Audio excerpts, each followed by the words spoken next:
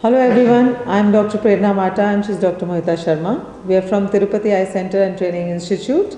Today we will be talking about how trainings take place at our center. Dr. Mohita, what do you think is the first step when a trainee comes for a phacoemulsification training? So first step for any training, which I feel, is observation. So in observation also, if you observe multiple surgeons, you would know how to do a particular step better.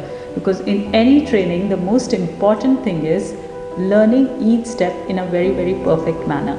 Now, different surgeons would be doing that particular step in a different manner. For example, let's take chopping. I prefer to do a central chopping. So I make a trench which is short and it is deep, and then I chop in the center. And you prefer to do it in a different manner. Yes, absolutely. So you prefer, I suppose, to do it do a peripheral or a horizontal chopping, where you make a long and a narrow trench and then you chop. So if a trainee is observing, now the trainee can see the different ways in which this is done and then decide as to which one is more comfortable for that person. For every person, that particular step may be done in a different manner, and that particular step will give better results in that different manner for that in that manner for that person. So this is what has to be the first step, an observation of multiple surgeons. So whenever a person is getting a training, it is a must that they should observe at least 3 to 4 people before they actually start doing their steps. So when a trainee comes, like first thing they want to do is how many cases do I need to do to become perfect? So what is your criteria? What is your criteria for achieving perfection? I don't think the number of cases has anything to do with how good a surgeon you are. There may be somebody who's done 500 cases and yet they are not good surgeons, and there may be somebody who's done 50 cases but they are very good surgeons. And this is because the important thing here is that you have to know how to do each step perfectly. So if your surgery is done perfectly in each step, you would be a good surgeon. So it has to be step-by-step approach where you start learning each step and going towards perfection. So according to you, every surgeon has to develop their own technique. Yes. By observing and by trying out all techniques, yes, and whatever suits them best. Absolutely. That is right. the way it is. Yes. So Dr. Mohita, do you think phaco machine matters, and what microscope you work on? Does that make any difference during the training? Yes, of course it matters. When we are getting trained, it is important that we use the high-end machines. So here at Tirupati Eye Center for training, we always give the trainee a high-end machine. Like mostly what we use is a Stellaris Bausch & Lomb machine, and sometimes we use the Oertli machine also, because a higher end machine has got more features, and when it has more features, the controls will be better. For example, there is a mode in the machine in which the speed with which you are doing the surgery can be controlled. Now when the speed can be controlled, initially you can start with a lower speed, and as you learn, you can go on to the higher speed. So it is like going from peristaltic to venturi. Similarly, your microscope, if it is high-end, then it will always perform better. So we tend to use generally the Zeiss microscope. And zoom, and Zeiss microscope has perfect magnification and zoom features. And before you start your training, the trainee should know as to where these features are on the foot switch, so that they should not be groping for this and searching for this while they are operating.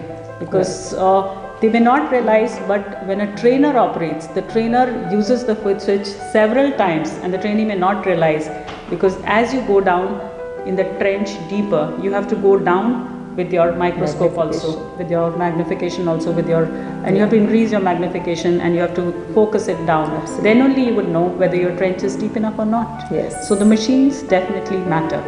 And what about the sitting position? While you're operating? Position is the first most important thing. Now once you have known your machines, the next thing is when you start your surgery, you should be sitting upright and you should be in such a position that neither are you bending forwards and nor are you extending your neck like this, because if you're not sitting in a comfortable position, obviously you cannot perform a good surgery. You need to be comfortable. So as the training starts, obviously there are some complications. So what is your opinion on that? They lose confidence, they lose hope, they feel they're never going to learn it. So what do you say about that? Yes, we have come across people who, when they are in the beginning and the learning phase, if they have one complication, they tend to lose their confidence and they feel that they can never operate now. So, but that's not the case.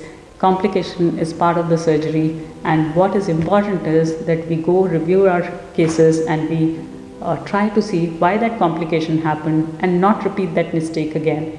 So this way it becomes for more the and review, more. I feel recording, that is the next Yes, question yes, I have. yes. So recording of surgery is very important. That Yes. is how your trainer can review your surgery later on. Yes, So what do you think about that? So recording is definitely very important, and as we follow here that the next day each surgery is reviewed, and when it is reviewed, the trainer or whoever is watching the video, they can actually go back and see along with the trainee as to where anything went wrong, if it went wrong, and even if it was a complication-free surgery, there are ways in which you can actually modify your steps to make it more perfect.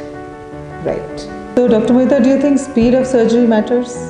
No, speed of surgery definitely does not matter. What matters is that every step, I repeat again, every step has to be perfect. And you may do the surgery in 15 minutes, you may do it in 30 minutes. As your steps become more and more perfect, your time taken for the surgery will obviously automatically reduce. What is your final advice for the trainers and My the trainees? final advice is that surgery is an art and surgery is a passion, and if you have a good trainer, if you have good machines, and if you have the passion in you to learn surgery, anybody can be a good phaco surgeon. Okay then, thank you very much. I hope we answered all your questions. In case there are any more queries, please go to the description box below and write to us or call us at your convenience. Thank you very much. So signing off from Tirupati Eye Center, Dr. Prerna Mata and Dr. Mohita Sharma.